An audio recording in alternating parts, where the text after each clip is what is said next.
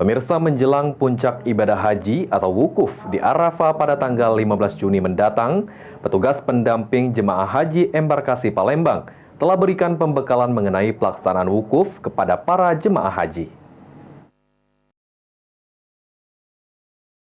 Jelang puncak ibadah haji di Arafah, Musdalifah, dan Mina, para jemaah haji Indonesia terutama embarkasi Palembang telah melakukan sejumlah persiapan untuk melaksanakan wukuf di Arafah pada tanggal 15 Juni mendatang.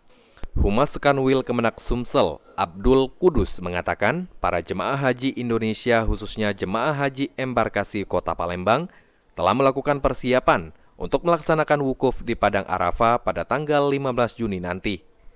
Seluruh petugas haji terutama petugas kloter maupun petugas haji daerah yang mendampingi jemaah haji embarkasi Palembang di wilayah Mekah saat ini rutin melakukan visitasi dan edukasi kepada para jemaah. Baik petugas kesehatan ataupun petugas kloter memberikan penjelasan tentang apa saja yang akan dilakukan dan juga dipersiapkan untuk melakukan wukuf di Padang Arafah. Jadi alhamdulillah jamaah haji Indonesia termasuk jamaah haji embarkasi Palembang saat ini sedang mempersiapkan diri menghadapi puncak haji di Arafah, Musdalifah, dan Mina yang sebentar lagi akan segera datang gitu ya.